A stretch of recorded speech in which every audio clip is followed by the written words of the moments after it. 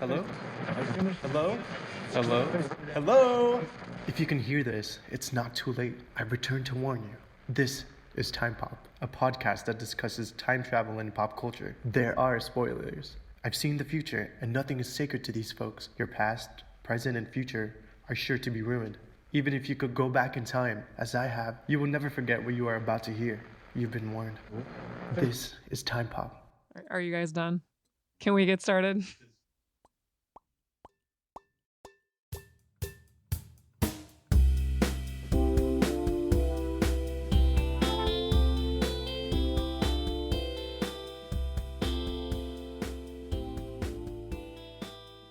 Welcome, Chrononauts, as we guide you through the experience of time travel using pop culture as our Frank the Bunny. We will be your constants. I am Des. And I'm Ari. And this is Time Pop. Donnie Darko. Yeah.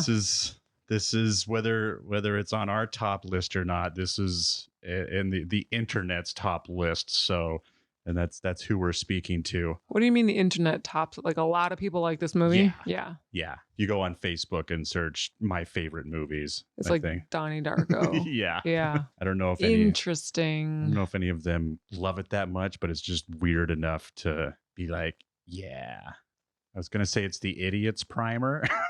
You read my mind that I was gonna compare this to Primer. Yes. But before we go any further, let's introduce our special guest for this episode, Mr. Scott Lifton. Oh, you guys. Thanks for having me. I am on the supporting this film list. Very excited. I was gonna say I think Scott's representing the internet for this. He has been. I represent the internet. I'm a human embodiment of the internet. So wait, does mean you don't like this movie?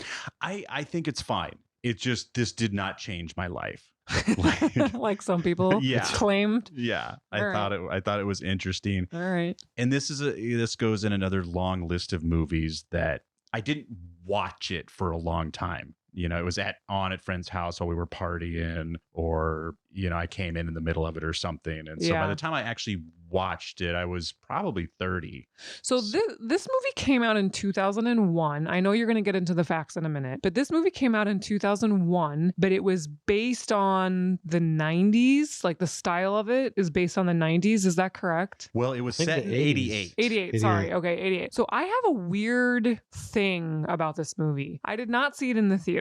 No one saw it in the theater. Okay. It almost went straight to video. So when I watched this movie for the first time, I must have been stoned or something, because as I'm watching this movie, I swear to you, I felt like, and I still have this memory, like I had seen it when I was in like 5th grade, let's say, which would have been 95-ish, 96. No, I don't know if it's because I was stoned and who knows what was going on, or if because the style of the movie was kind of an 80s, 90s thing, but I have this weird mental, I don't know what you want to call it, but when I first watched that movie, I swear it felt like I've seen it before. I think there's some explanations for this. Drugs. Parallel universe.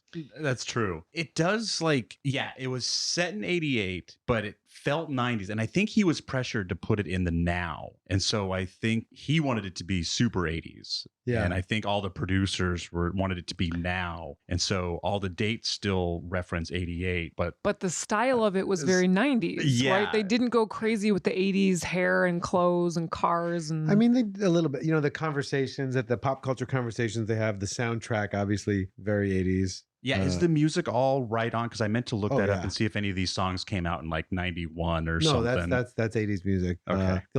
It's a Mad World, which is a redone song from Tears for Fears, who did do it in the 80s. But it's not the Tears for Fears original they're playing. I don't know what it is, but I remember saying I've seen this movie before. When I saw it in like 2002, I don't know. You said you didn't see it at the theater. I did not see it in the theater. I probably saw it at a friend's house. I was probably stoned. Yeah.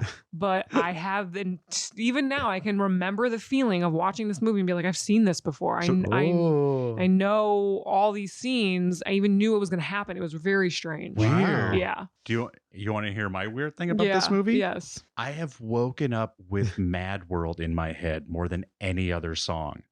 Like, which song is that? The dreams I have of dying Are the best I've Oh ever yeah, had. it's a very catchy song. It is, and it's very dreamy, and I don't know it that well, but I will like that song will be in my dream as I'm waking up, and it'll kind of stay with me. That's a till creepy lunch. song to be dreaming about as Yeah. you're waking up and coming Wow. to. It's it kind of it messes with my whole morning when that happens. Like, what's going What does on? that mean? It's have you ever done that, like woken up with a song in your head that you shouldn't know the lyrics to? Oh, I mean, that's every day of my life. No, that's literally every day of Scott's life. That's very See, common. you need to start a journal, the song Scott was singing this morning. Yeah, there'll be journal. songs and I'll know the words, and I'm like, I never had the Wilson Phillips album. Why do I know the words to all these songs? I don't It's believe that. First of all, that's a lie. That's a different podcast. Welcome everybody to Time Pop. I'm so out of it. I had Deja Vu all queued up on my computer. I was ready to talk. Wait, didn't we about- do that one already? We sure did, Ari. So there's a lot of cosmic stuff hanging out There's about a this movie lot. already. Ari thinks she saw it before she saw it. It puts a song in your head every day. You guys aren't even sure which one you're doing. There's a lot happening. Let's just examine this. And Scott's tongue is bleeding because he just wants to talk about this movie so bad. Just like you guys. All right, let's get through the facts and then we will get into some fun stuff. Donnie Darko, rated R. Is that just yeah, It's, I guess so. There's some bad words. There's some horror film aspects to it. You want to let like a 11-year-old watch that movie with the rabbit don't and the know. shooting in the eye? And the kid getting run over? I get, yeah. I've been watching a lot of 80s movies. Man, those ratings used to be really loose. Right. Yeah, you're saying like a PG could get you a boob or a butt. Yeah, totally. There used to be A boob with PG, maybe PG-13. No. In the 80s. No, I Just watched one of the guys. PG? I watched 2 PG movies with Little Man recently, 2 80s, and They had boobs? he's been great. Yeah. Wow. Just a quick flash. No. Like a quick nip? Well, and it's so funny, Like a but there was it would hold. It would you'd know what you're looking at, but no violence. And now we see cities Violence of up people the getting ass. decimated in a PG movie, but if you show some side boob, it's PG-13. So Yeah. boy, how things have changed. Donnie Darko, rated R, 1 hour and 53 minutes, released January 30th, 2002. In France, at least. I don't know when we got it here in the States, but apparently it had a big release in France. Starring the siblings Gyllenhaals. So would that be Gyllenhaal? Yes. Gyllenhaal? Gyllenhaal. One of my favorite Family Guy cutaways is Jake and Maggie Gyllenhaal sitting at a dinner table going, "No, I'm more off-putting. No, I'm more off-putting. No, I'm..." And then their dad pipes in and goes, kids, you're both just terrible." Which I don't agree with that, but it's still, I can't look at them and not think of that bit. We have the wonderful Patrick Swayze playing a creep, and Drew Barrymore, who is in this movie, obviously, and I just wanted to mention her because she's also the reason that we saw this movie. She apparently she'll produce it.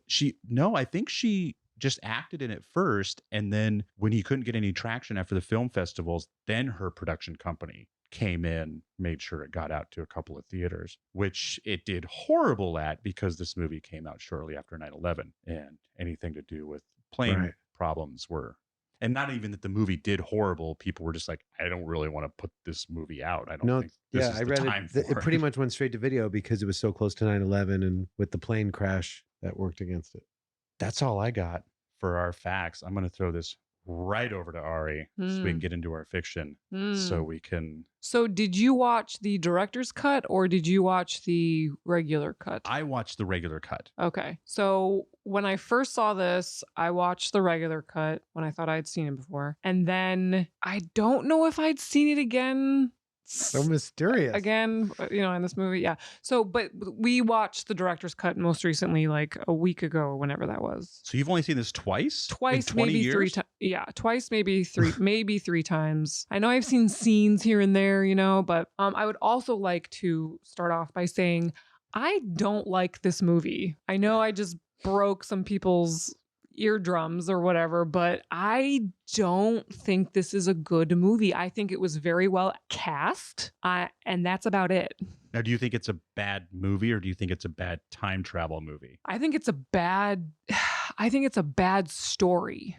I mean, it was, it was shot fine. It was edited fine. Everything was seamless as far as making a movie, but I think it was a bad story. And when we watched the director's cut, I think it's even more of a bad movie because have you seen the director's cut, Des? They spell everything out for you and they just freeze the words on it's like, get a little more creative on how you're going to.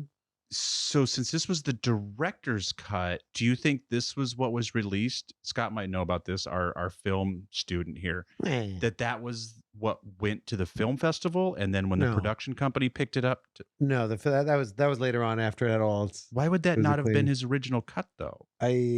That's worth researching. I mean, maybe for exactly what Ari just said. If you watch the regular way, it's kind of very mysterious film. And you're forced to put it together, and that makes it kind of fun. The director's cut is just like, this is what happened, this is why it happened. Yeah. And there's just not, I agree with her. I find myself liking the original one better. This is nice to watch later on, to fill in those blanks. If you were just kind of trying to, you had your own theories, but you just kind of want to know what they were thinking of what happened. Then this is what the director was thinking. Yeah, I'm glad to hear that because I felt the same way after watching the director's cut, I don't know, 5 years ago, and then rewatching this. I have a much better appreciation for the theatrical version now. I'm glad I kind of got it spelled out for me because I originally thought it was a time travel movie. I thought he was just about to go back in time the first time I saw it, and I don't know if you want to get into that yet, but in watching this, it's not just time travel. It's about, it's about teen angst. Something that rhymes with parallel universes. All right, back to you. Well, one other thing before, you guys are going to have to help me with this overview because it's just so all over the place. But one thing I'll say before is when you mentioned earlier I wanted to compare this to Primer, was people like movies that they don't quite understand, that have a cool twist at the end. They don't understand it and it's, they didn't expect a twist, so they just fucking love the movie, even though it maybe really wasn't that great of a movie, but they don't really understand it. They feel kind of dumb, but there's a cool twist. I'm going to love this movie. So, well, it seems so funny too. It just seems like a dirty trick by the director. Like, you're going to have to see this 5 times to figure it out. It's and people love that. Yeah.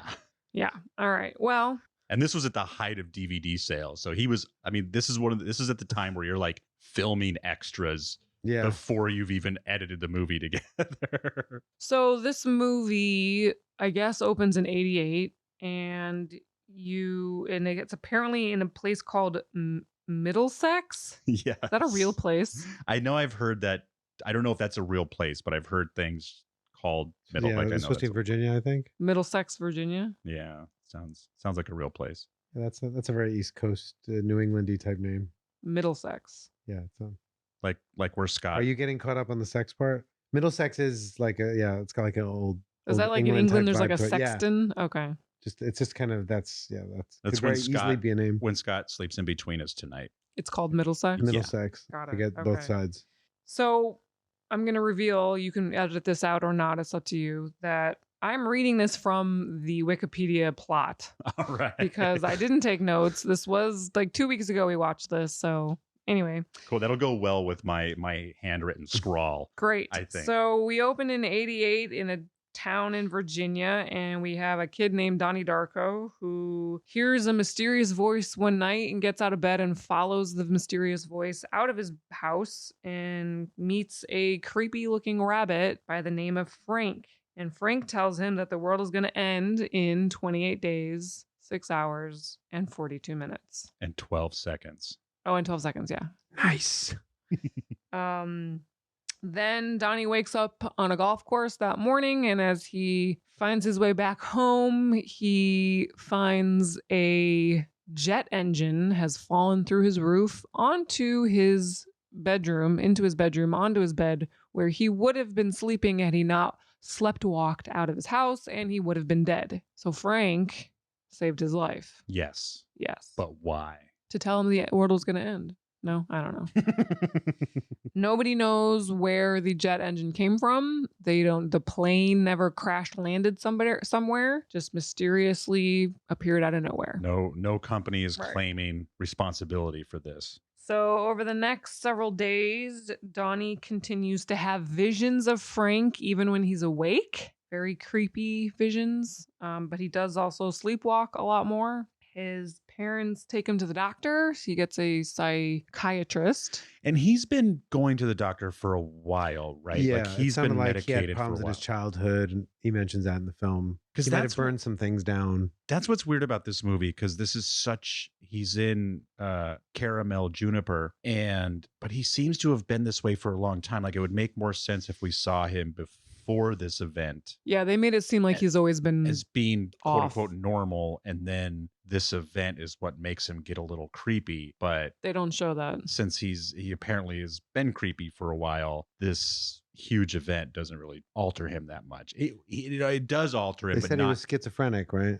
yeah, which he was already basically. Or was he? So, but I mean, he's like taking medication, and his family acts, as though he's been disturbed for a while. This isn't like something all of a sudden since the plane crash thing. So over the next few days, Donnie continues to see Frank, and he makes him do weird things like flooding his school. Yeah, Right? he sees a vision of his school flooded, And he does then it. He acts that out. Does that get him out of anything? That gets him to talk to the girl. That's right. That's So right. it's significant. That's why that's a big deal. So then there's a girl introduced, It's all significant. Gretchen. She's just moved into town, and she also has a troubled background, right? Who Drew Barrymore puts right on the spot. Yeah, it's a little strange. Holy Sit next to the boy you think is the cutest. That would get her fired if nothing else. Whoa. Yeah. And then there's Drew Barrymore, who's this teacher who maybe she wasn't the greatest cast. I said I I liked am president of the Drew Barrymore's The Worst Actress Ever Club. Oh, Sorry, Drew. All right, back to she might not be the greatest. She is not the worst. I will fight that fight. So Donnie starts to hang out more with Gretchen, who just moved to town. He also is seeing his therapist a lot, and she tries to hypnotize him, and it doesn't go well. And at some point here, I don't think I'm jumping the gun. He talks to his teacher. The science teacher? Yeah. Yeah, I think that's a little bit later, but yeah, It is? he, Okay. he starts to talk about time travel. Well, okay, there's also this old lady that lives in the neighborhood who Roberta Sparrow. Grandma Death. Grandma Death Sparrow is her last name, who is always going to her mailbox, super old lady trying to see a letter. People like almost hit her with their cars. She's kind of out of it. So Donnie goes to his science teacher, I think, and says, what do you know about time travel? And then the science teacher introduces him to a book, right? The book about time travel, it's called, or something. The Philosophy of Time Travel. And it happens to be written by the old lady who always go to her mailbox, Sparrow. And then there was another thing he did, vandalizing the school. No, that was when he flooded it, he also left the axe in the mongrel, the mascot. Yeah, in the Is statue. that what it Super was? high up Were there. they the yeah. mongrels? The mongrels, yeah. Okay, I actually have that question in my notes. What a What a heck is their mascot. mascot? And then his time tunnel starts to. He sees a few. Different visions. Yeah. These things are coming out of his and other people's chest, and they seem to be predicting people's path. Yeah. But then he has one that actually like beckons him. And that's when he finds the gun. Yes. So in the director's cut, if you haven't seen it, they show excerpts from the book, the time travel book that was written by the old lady, and they show it on the screen, and they freeze and they let you read it. And in one of the excerpts, it kind of explains what those orbs are. It's people's future paths. But so that's what he's seeing. He's seeing these people's like almost like wormhole type of things of that protrude out and go, and then they follow it through the hole. It's very strange. So anyway, the bubble water wormhole thing leads Donnie to his father's gun, and he finds the gun and takes it. It follows a little bit with Donnie Darko's little sister, who's in like a dance troupe, and the dance troupe has to go on a trip to LA. So Donnie's mom and little sister fly to LA at some point. Well, and before that, at least in my version, I don't know, they might have flipped this. While the girls are qualifying for that trip to LA, that's when Donnie Darko gets led by Frank the Bunny to Patrick Swayze's house. Yeah. All right. And then there's a character played by Patrick Swayze who's like a religious Is it Is this a- religion? He's not religious. He's more of like a self-help guru that the school's. She's religious. The woman, that woman that's like works for the school. Gym teacher, I think. Oh yeah, Did I get that right? Yeah, I think she is a gym teacher. She huh? was that was So weird. she's religious. She buys into his stuff. This whole movie is weird. So I'm sorry if this is sounding very all over the place and sporadic. It's because the movie is kind of like that. You have all these different people and you're kind of like getting a little introduction to them. And it's just slow and Ugh. building, and it just kind of just when you nod off, you realize you've missed something. You're like, that was probably important, but so I'm not going to rewind it now. The Patrick Swayze character is, like a self-help guy who's selling books and, saying cheesy things to make people feel good about themselves. And of course, Donnie Darko's character challenges him, publicly at a school assembly. And at one point, he finds a wallet in front of someone's house and he opens the wallet and it's the guy, Patrick Stewart's character. Or sorry, Patrick. Not Patrick Stewart, different Patrick. Swayze. What's his name in the movie? Do you know? Jim Cunningham? Cunningham, yeah. Who asked Donnie about the wallet incident? When did that come up earlier? Did Patrick Swayze ask him what would you do if you found? Oh, no, the gym teacher did. The gym teacher. That's right. So during an exercise, when she's Nice like, one. okay, here's love, here's hate, here's a scenario, you pick a side. Donnie Darko's scenario is you find a man's wallet, it has an address in it, do you return it? And then he comes to find Patrick Swayze's wallet. So foreshadowing. Frank the Bunny tells him to burn down the house. Yes. So because he realizes whose house it is, he doesn't go in the house, but Frank the Bunny tells him to burn down the house. So he does. And they find in the rubble, they find a kiddie porn dungeon, as they called it. So this guy was a pedophile and he gets arrested. And so that little story's all wrapped up. Oh, and then that was significant to the woman having to stay. The gym teacher has to stay behind to defend him, which is why she couldn't go on the plane. Right. Which is why Donnie Darko's mom goes on the plane. Goes to LA. Which is why they have the house to themselves. They throw the party and all that stuff. So that was necessary to happen. Right. Yes. So See? the parents are out of town. It's Halloween. Donnie and his sister decide to throw a small Halloween party, which turns into a typical rager of a high school. In every 80s movie, that's how it goes down. I love it. I want an 80s And party The so weird bad. science effect. Yeah. And I'm sure we're leaving some stuff out, but Yeah, and you can't go into all the Cellar nuances. Door. It's the most beautiful phrase in the English oh language. yeah, the Cellar. teacher Drew Barrymore has written cellar door on the chalkboard, and she's getting fired because apparently the two books that she had her class read, one of them talked about flooding and vandalizing a school, and the other one talked about burning a house down. So they blamed her for these two incidences, even though they don't know which kid did these two incidences. They're blaming her for, suggesting these books. So she gets fired. And as she's getting fired, she's talking to Donnie Darko and she says, cellar door. She says, so-and-so author says that the two most beautiful words in the English language are cellar door. Ah. Right. It's going to be my new mantra. Cellar door. Cellar door. That's Is your new that- podcast. Cellar door. She just said that she thought that was the most beautiful phrase. I know, but she quoted She was somebody. quoting someone else. Oh. She was, yeah. And so I wonder if that's a real thing or if that's just a made up script thing. Anyway, so that comes into play later. I can't quite remember how at this point. But I don't think it does.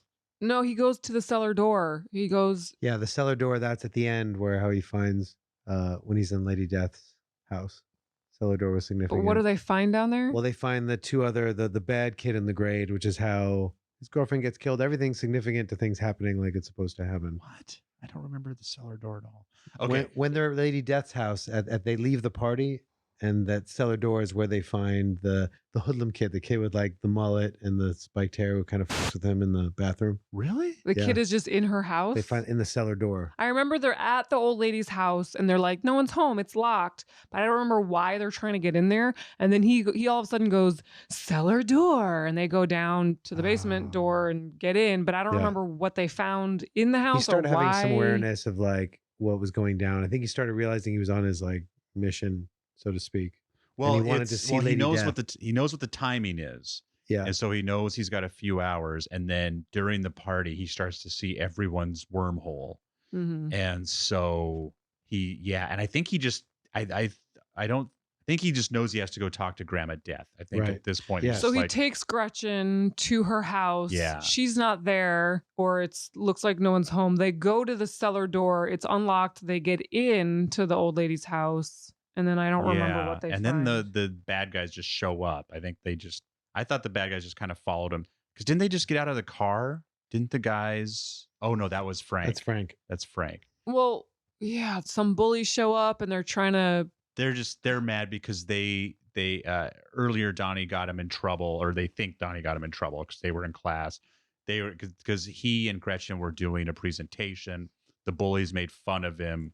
The teacher kicked him out. They got in trouble. So now they're here to take it out. Right. So on Donnie and Gretchen are in front of the old lady's house who wrote the time travel book. The two bullies show up trying to beat them up. They throw Gretchen to the ground, and just then a car comes swerving around the corner and runs over Gretchen. And Donnie goes to her, realizes she is dead, pulls out his gun, and the person driving the car is Frank. Because at one point, Donnie gets Frank to take off his bunny costume, and you see Frank, the guy who plays Frank, and then he's got like a wound over his eye. He's got like a bloody eye when he gets Frank to take his bunny mask off. So Frank is who gets out of the car, who just ran over Gretchen, his girlfriend, and Donnie raises the gun and shoots him in the eye, killing Frank,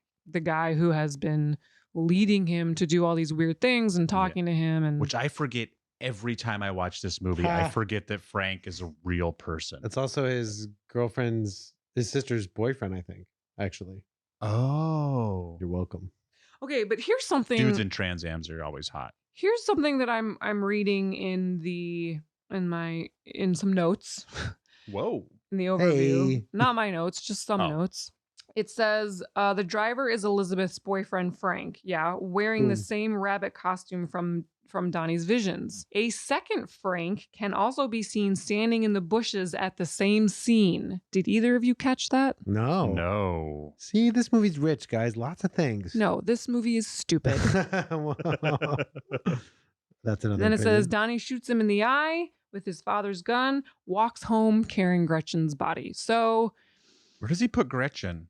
He goes to like their little viewpoint on the mountain, and he's not worried about it because he knows he's going to change time. So now the countdown is getting closer and closer, and a vortex appears in the sky. For those of you who don't know what a vortex is, it's like a tornado cloud storm thing. You don't know. I have seen it enough in movies. Maybe that's not the actual scientific definition. It's an onomatopoeia. But that is what's happening in this movie. Is a stormy tornado whirlwind pool of clouds forming above their little town. Oh, you mean a vortex? Yeah. Science. Dun dun dun. Onomatopoeia is not right. No. Oh, here we go. This answers your question. He takes one of his parents' cars, loads Gretchen's body into it, and drives to a nearby ridge overlooking the town. But then he drives to his house to get into bed. And where does... I think he actually goes to the portal. There, The he vortex. watches as the plane carrying his mom and his little sister home from Los Angeles gets caught in the vortex, which rips off and catches one of its engines. Yes. So at the same time, his mom and his sister are on the plane home from Los Angeles. Right. But he's still got to get from the ridge to his bed so that the I think he goes in the can- vortex and redoes time. I think that's the significant, because they spell it out for us in the movie. His point is to get to the vortex. Yeah. And then he goes through it and goes back. And then it before resets the everything. crash. Yeah. So he watches the plane get caught There's in the the vortex, time travel aspect. which rips off and catches one of its engines. Events of the previous 28 days rewind. Now remember, this is very vague, and that's why people love this movie. Donnie wakes up in his bedroom, recognizing the date is October 2nd, the very beginning of this movie, and laughs as the jet engine falls into his bedroom, crushing him. So he essentially is watching the jet engine go down everything rewinds. He goes back to the beginning of the movie, essentially, but remembers everything, laughs, and then dies. And then Gretchen and Mom share a moment. Yeah, and then Yeah. everybody is still alive. Mom's still alive. Gretchen's still alive. I'm sure Frank is still alive. Everyone's still alive. And they play then- Desmond's favorite song. And then the Dreams movie I have of dying, ends. the best I've ever. All All right, Scott, I hate this movie. tell us why we love this movie. Jeez. If you watch the original version, it has the fun out. I'm a sucker for the like, is the person crazy or is this really happening? Right? Like the 12 Monkeys kind of playing on that. Again, when we saw the director's cut, it said, no, this is happening. In the original, you're like, is he crazy or is there time travel? There's a lot of, he's schizophrenic. He's not taking his drugs. He's seeing the rabbit. Yeah, it's delightfully weird. And originally you walk away from it and you have to go have a conversation with your friends about what you think happened. Because, if you kind of don't know about the Roberta Sparrow book, there's a lot to it. And like we said, everything is kind of pretty detailed if you look at it of how specific all these things were to happen to orchestrate it. It's also a pleasant homage to the 80s. The music is like, for people that are music fans of 80s movies, just love doing musical interludes and montages and stuff. And so they handled that. It's, also weird and some things that seem like totally random and some that actually have to do with the plot. It involves time travel and involves the macabre and involves parallel universes with an 80s. Can I just program. interrupt Yeah. you really quickly? Did you know that this was about a parallel universe before you read No. that this was about a parallel universe? No, you did not. Okay. So most people out there don't know that this was supposed to be about a parallel universe. Yeah. I think And we I should got. chew on You that got a little that? bit. I think so. Okay. I think I Like, thought it was like I'm trying to think if I'm just trying to pretend like I'm smart now. I've seen it so many times, but the 'cause original does it- not hint at that. It almost seems to me more butterfly effect like that he has to go back. The universe is incorrect because, he lived and cheated death and he has to go back and kind of write it so that everyone else is okay. In one of the butterfly effect endings, the main guy had to go back. So he died so that everyone else has a good life. But do these universes split and reconnect, or do they split and rewind Well, we got to chew on that a little bit. to the? I mean, we're going to have to talk about if and how this is actually parallel universes. And if so, does that make it not a time travel movie? That's what that was going to be my next question. Is this even a time travel? movie? If he does go to a vortex and then goes back and changes things, that's an element of time travel. Because what does he? Because Roberta Sparrow's book is about how do you time travel. She was like, you need a vessel, you need a vortex, like a wormhole to go back to time. So like everything that they're talking about is how to time travel. well, because he doesn't fix anything. His parallel tangent is what fucks everything up. He's the person who shoots Frank. He's the person who gets Gretchen run over.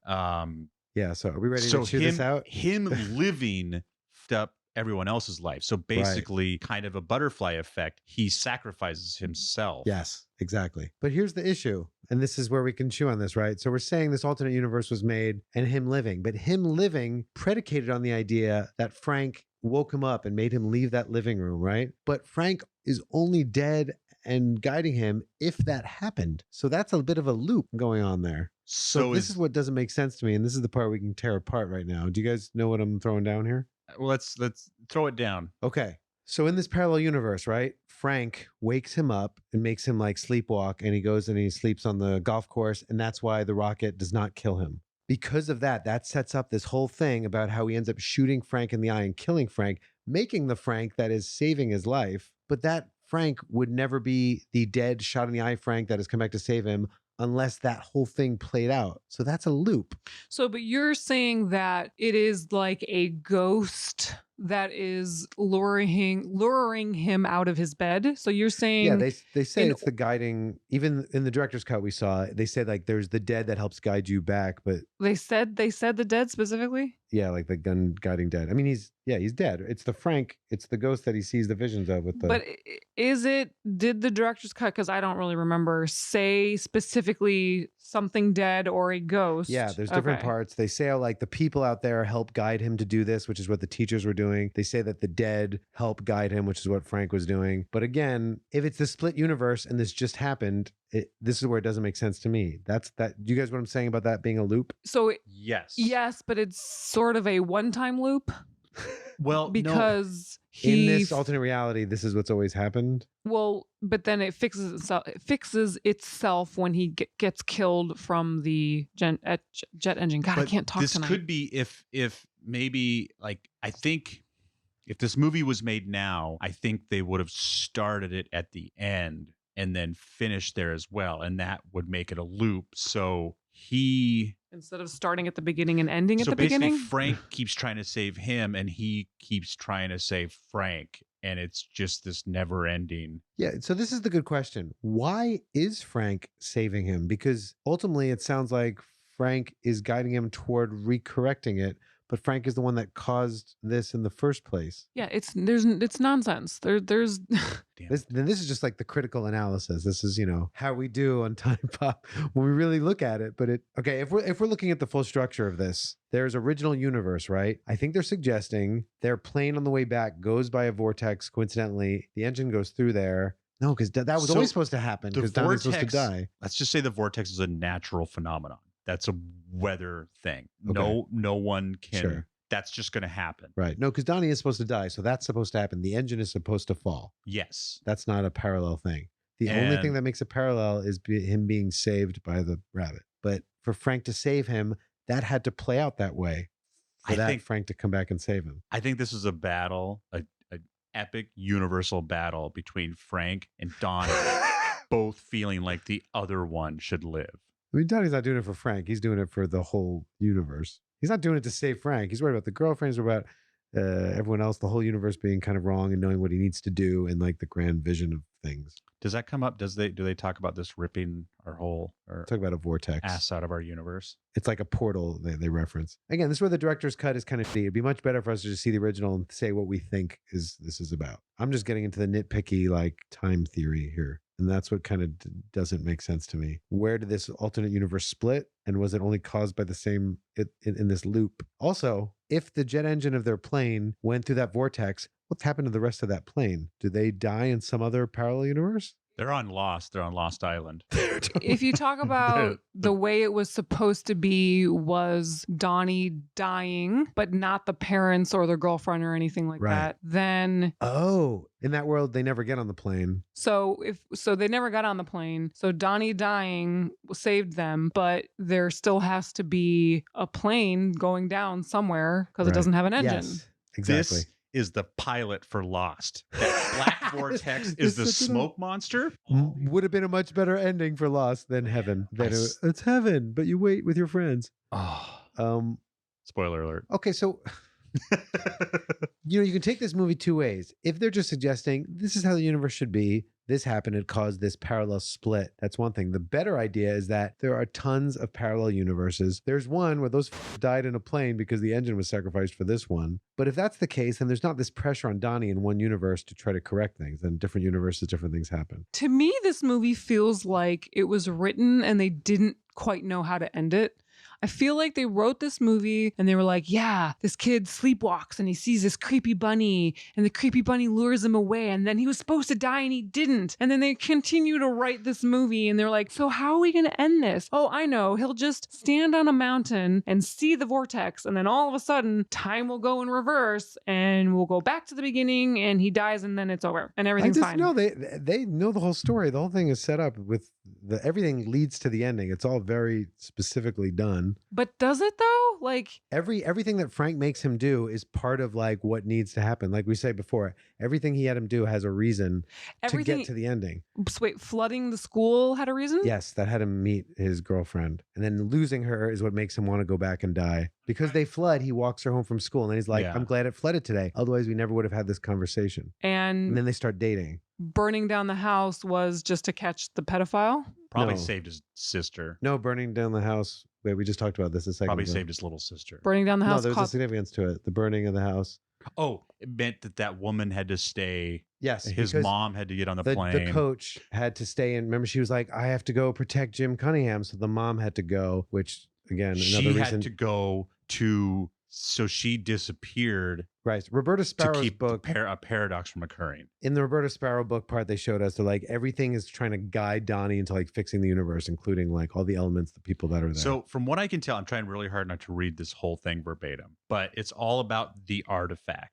And the artifact is the engine. And the whole point is this artifact came into the wrong universe. So it's Donnie's mission to get the artifact, the jet engine, back to its original universe. But even in the end, the artifact is there that kills him, right? But it's probably in the correct universe. Maybe. Oh, so the plane went down, but it was just someone else in the plane in that universe. Yes. The plane went down, Right. the engine was in one universe, and the rest of the Oh. plane was in another universe, and he had to fix it so that Right. Okay. That makes sense. At the Yeah. end of the movie, do we see the plane go down? no, but it. No, we don't just know. see him waking up with the engine on. No, we just Yeah. see the jet engine going through and killing him. But it always did that. Right. But I think you guys are right. The artifact left its correct universe. And when that does, it fucks up time-space continuum and everything guides. If the universe is like an organism that's sending like antibodies to like try to fix the wound. The primary universe is fraught with great peril. War, plague, famine, and natural disaster are common. Death comes to all of us. The fourth dimension of time is a stable construct, though it is not impenetrable. Incidents when the fabric of the fourth dimension become corrupted are incredibly rare.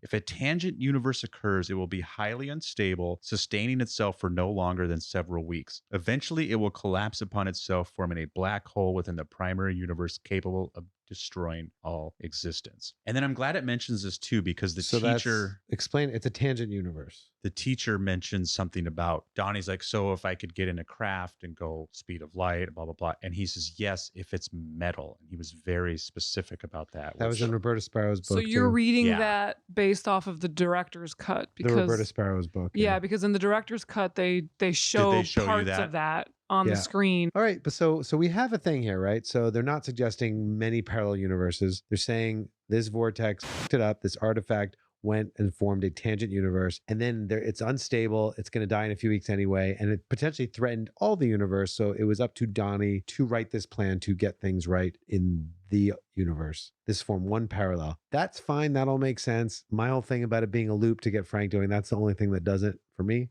but whatever. I choose Ari. This movie's unnecessarily vague. Yeah. It's all right there. This is another. It is so Primer-esque in that way that like they could have just done a few things to. So watch if you want, watch the director's cut and It's not see. vague. Yeah, it's like this is what's It's- happening. It spells it- it out, but it's not good. Like I don't do a good job of it. It's But in the just director's- words. But what continues to be vague is why these two. Like I still don't feel like either cut fully explains that the artifact returns to Alpha universe. Like does the director's cut do a better job of that? Like we can guess. Yeah, it Like says at the end of what this he's supposed movie, to there's do. nothing to assure you that this is universe Alpha. Donnie dies. That's the only thing that really happens. Like, oh, Donnie was supposed to die. That's Yeah. Other than that, we don't see the plane go down in this universe. We can't. Well, again, the original, you don't even know. There's not really a way to know about the artifact. That'd be some guessing. That's not 'Cause- mentioned in the original. Really, you just think Donnie has to die. A little bit. Like I think Only in the conversation with the science teacher where he's saying like you need an artifact, you need a metal object. I think there's just the director intention that is just not spelled out for you. obviously. Yeah. So sorry, I just want to clear something up. So we're saying that it is an anomaly happened and part of an airplane got transported to an alternate universe. And because of that, because a part of a plane is in the wrong universe, that entire world universe is doomed, meaning it will end in 28 days and whatever. Oh, Right? yeah. So that universe was already doomed. Now, what exactly did Donnie do to ensure that it will fix itself? He went. He met some people, he went through a certain few steps, he flooded something, he burned something, he met some people, he saved some people, and then he ultimately stood on a mountain and watched after the 28 days and however many hours come to an end to where another vortex, or let's say a vortex, happened. He goes in the vortex supposedly. He, and well, make sure he stays. So it didn't. Did he get sucked into the vortex? That's what. Yeah, it doesn't show it. I think when I read about it, I guess you have to assume that like he knew that he either drove to the vortex or he knew that it would come to him. It would pass through where he's staying. That part is vague even in the director's cut. Yeah, you're just like, he sees the vortex and he's going there. They don't show him directly going there. So it was also low budget. So this alternate universe was already doomed, and it sounds like this vortex was already going to happen anyway, and there was already going to be a plane flying through the vortex to get ripped apart, so that the jet engine then falls on his house anyway. I don't understand what. Well, and that's where time travel comes into it a little bit, where we got to step away from the alternate universe a little bit and realize that this jet engine didn't go necessarily into another universe as much as it traveled back in time 28 days. And that's what made it. So you're thinking of it as not as an alternate universe, but as in one universe going through time same. That causes a tangent universe, but at that nexus point, because in the original universe, maybe it didn't go back in time. Maybe it happened then. So you're saying this is a different jet engine that corrected it? This isn't the original jet engine? No, maybe when he corrected it, that's actually the universe that the jet engine came from. If that's like one of the theories that you guys said before, that sounded good to me. This is my point. Is they're not clear with, in the director's cut, they talked about, it's an anomaly that happened and it needs to be corrected because this new place is now doomed. But he didn't really correct it. The vortex just happened when, the time was up. Well, he died. He was aware of it, but he didn't do anything. He made sure he didn't leave the room. No, because he left the room. No, when he fixed it, he goes back in time and he does not leave the room. But you think he controlled him going back in time? Because you think he got there, he realized... Everything about the movie was guiding him toward the vortex so he could go back and do that. So some unknown force in the form of the rabbit was guiding him to that specific spot so he could go through the wormhole back in time and also to an alternate universe and realize where he is and stay where he is so that he can die and correct everything. Yeah, almost maybe that's a nexus point that's made the tangent universe. Unless we're saying just the artifact? No, the artifact has to be metal. The engine, yeah. So maybe it is that then when he's back in the universe, and that is the universe that the engine came from. So maybe that way things are corrected. And then someone in that plane died. God, I watched this movie 2 days ago, and it's unnecessarily complicated. You mentioning that this was, low, they didn't have a ton of money. Do you think with a few more dollars, like? No, I think they wanted to keep it, Didn't they have everything out there. $4 million? Yeah, which is like low budget, right? For Hollywood. That's true. I'm just thinking of just ambitious films. What little they could do to like seeing him actually like step into a vortex or step into a wormhole and instead of just kind of going to lookout point and then they rewind the whole movie.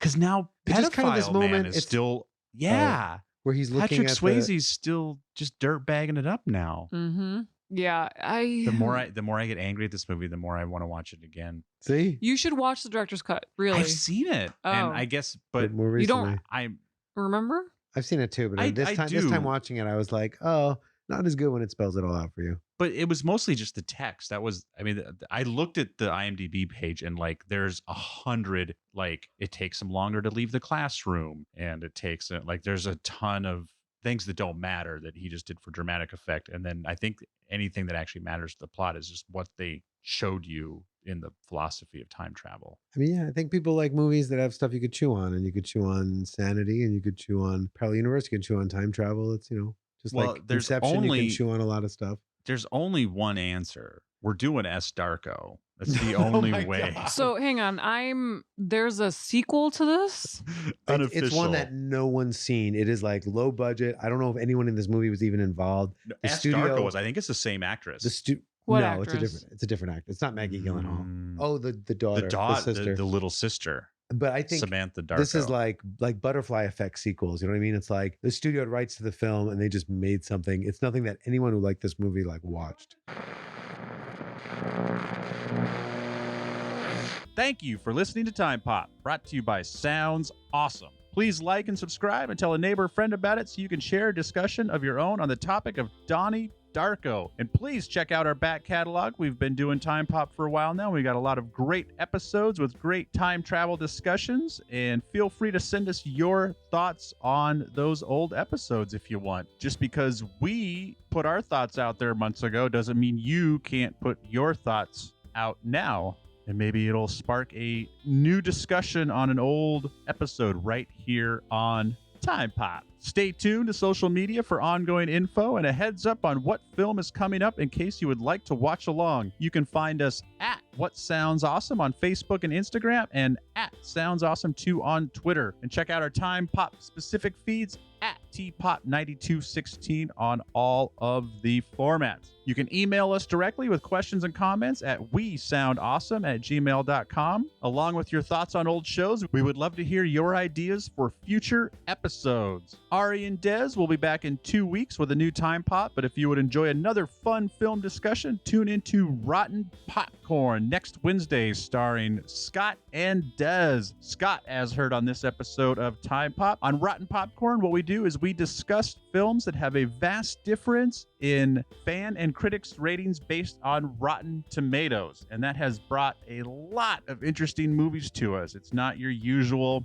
bad movie podcast because since opinions out there are very vast, we have talked about movies such as Drop Dead Fred, Beaches, The Last Jedi, Boondock Saints, and a lot of other fun discussions on there. We are in the middle of a Johnny Depp back and forth. Last week we did Fear and Loathing in Las Vegas, which the critics did not care for, but the audience loved. And next week, tune into Rotten Popcorn for Charlie and the Chocolate Factory, which flipped the script on Johnny Depp, and the fans did not care for that, but the critics really praised it. So tune in for that fun discussion. And now, back to the big finish.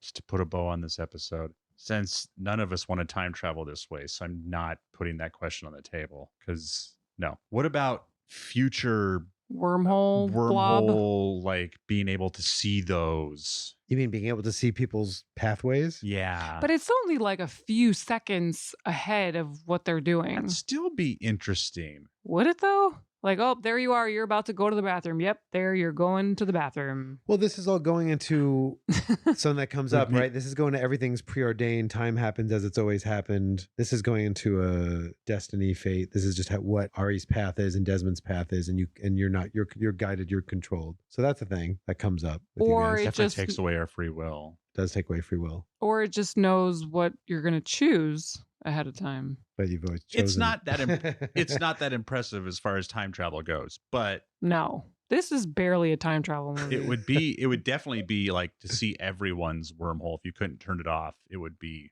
Would you like to see my wormhole? If you could have it be more than just a few seconds, If you could control its if you could do Yeah. like days, weeks, and just pick one person and see their that wormhole. that would Because be if a you had little. to crank everyone's wormhole up, I'd get. This is getting really dirty. This is really dirty talk you guys are doing. What? I'm gonna crank Scott's wormhole up. He wants to crank my wormhole. He wants to check out my wormhole for Yeah, weeks. and that too was so like, what? Why? What is the point of that? Well, and that's what I was hoping. I thought I didn't look at it very closely. I just printed it out and stuffed it in my bag. But there is in the movie, there's part of the philosophy of time travel that shows like the arrows Yeah. coming out of there, because that's your kundalini. That's your your main chakra point Oh yeah, now we're coming getting right into out of your this. belly button. That's your main chakra, your belly button. I thought Thought it was came your out of their head. chest. Isn't it in your just Yeah, no, I know, but in that it your came out love of their chakra? chest. The clear schmeckles. is that your heart? Okay, it comes out of your heart chakra. Probably another chakra. Even There's lots of chakras, not the perineum chakra.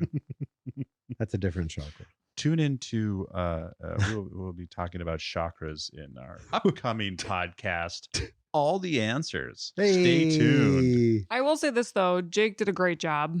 Go Yeah. Jake. That Yeah. bunny is very creepy. Super creepy. And that came out of the director, like he had a dream about that bunny. Yeah, that's So, what I mean. He probably wrote that the was- movie around that bunny. Yeah, you're right. And then yeah, he didn't have anything to tie it together. How do you Donnie s- Darko. How do you the- suck a? Next time, can we do a real time travel movie, please? Ooh. you can pick it. Ooh.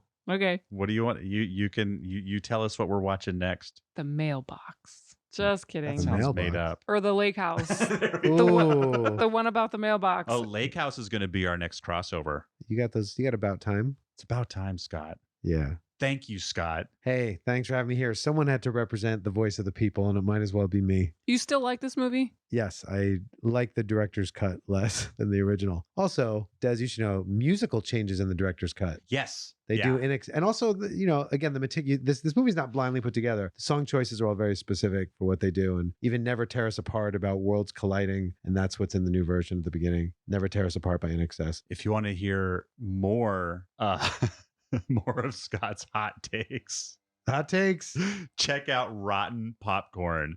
Hell yeah! Starring Scott Lifton all day. I'm his sidekick. But if you enjoy movies, if you enjoy movie conversations, and if you especially just want to ASMR Scott into your brain, check out Rotten Popcorn.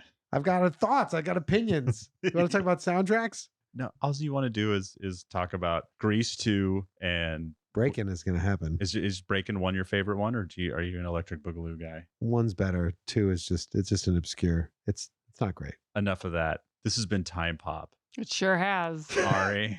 This is amazing. I cannot wait to find out what we're going to do next. It's going to be amazing. The power is in your hands. I hope so. What are you going to do with it, with all that power? Something good. Something like a real time travel movie. We'll see. Yeah, we will. We're almost 30. We're almost 30 movies deep. We're getting weird. What happens when we run out of movies? Make one. Then we start watching TV shows. All right. Nice. I'm glad that was I wasn't expecting that. I thought she was going to throw something at me. There's a bunch. I like it. There are. We're going to do the Quantum Leap cast. Yes. Starring Scott Lifton. Yes. Ariel Gala and Chip. I've been Desmond McNeese. This is Ariel Gala. And Scott Lifton. Bye.